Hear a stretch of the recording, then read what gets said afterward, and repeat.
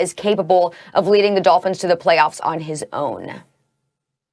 I do. I think, and don't get me wrong, I love Fitz magic, and I love what Fitzpatrick was able to do in that game against the Las Vegas Raiders. Remember, he came in against Denver, almost did the same exact thing, throws an interception late in that game to Justin Simmons. And so we have kind of romanticized and fantasized a little bit about what Ryan Fitzpatrick truly is to this team. And in the games that he's inserted, not only is Tua kind of playing within himself or not playing well, but they're down.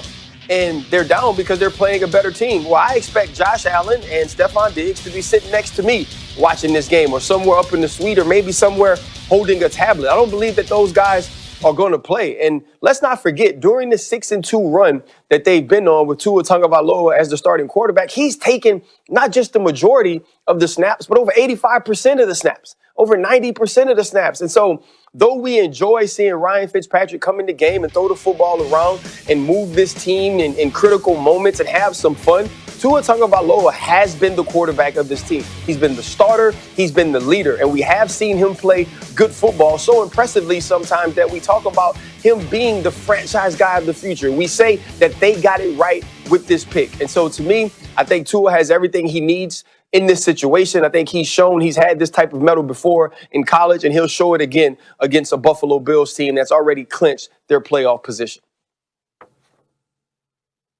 Yeah, I think that Tua, I'm not as bullish on Tua as you are, but I do still think that he wins this game because of the thing you said off the top. Stephon Diggs and Josh Allen and any of the players of consequence for the Bills shouldn't play any more than a quarter, a couple of drives, and be on the sideline. And also the coaching staff for the Bills, they should be focused on game planning for their potential opponents the following week. So I think that Tua, when they go out there and he's going to face some vanilla defenses, he's not going to face the top players. I think that he is good enough to win that situation. I also said before we found out this news about Fitzpatrick that I thought Fitzpatrick should start and play this game because I don't think it's even been close. I think Fitzpatrick has been a better quarterback this particular season. And I made the comment yesterday that I think that Fitzpatrick is high risk, high reward, and that Tua is a little bit low risk, low reward.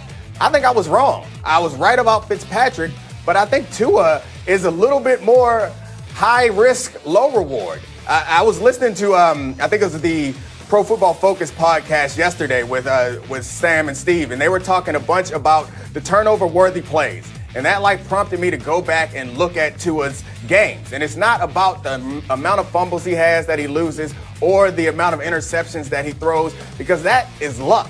Whether the DBs can catch or whether the ball bounces to one of your linemen or bounces to one of their linemen. That is luck. If you look at his turnover-worthy plays, it's up over 20. So he's been lucky this year. And I went back and watched so many of those games that I came away thinking, well, it was not that bad. He's not blowing it for you. He's going to make a couple plays here and there. And then I saw that he was actually making some mistakes that weren't costing them nearly as much. And I hate that. It's not good. And Ryan Fitzpatrick will make those same plays. But Ryan Fitzpatrick has been making the high-end plays also that Tua hasn't necessarily been making consistently. But that doesn't change my feelings about this team. This team is still good. They're well coached. They're headed in the right direction. And they're playing a Bills team that, frankly, could care less. Unless they're going out there trying to pass some stats or something or make some last push for MVP for Josh Allen. Other than that, those guys need to be out there just trying to make sure they don't get hurt. They need to be playing Pro Bowl football. That's what they should be playing. Just Pro Bowl football, focus on next week. So if the Dolphins can't win in that situation, they don't deserve to go to the playoffs. Yeah, no, look, I agree. I think that the Dolphins would be a more dangerous team in the playoffs if they had Fitzpatrick as their quarterback. And look, the saying of no risk it, no biscuit, I'm saying Fitzpatrick takes risk. He's going to throw the football. In the game where he came into the Denver matchup, Tua had thrown for 83 yards passing. So you think about a quarterback, if you don't take risk and you don't throw the ball down the field because you're being conservative and you're young, you're a rookie, these are new things that you're seeing for the first time as a starting quarterback in the NFL. A rookie is at a disadvantage. And when you play against a rookie, what do?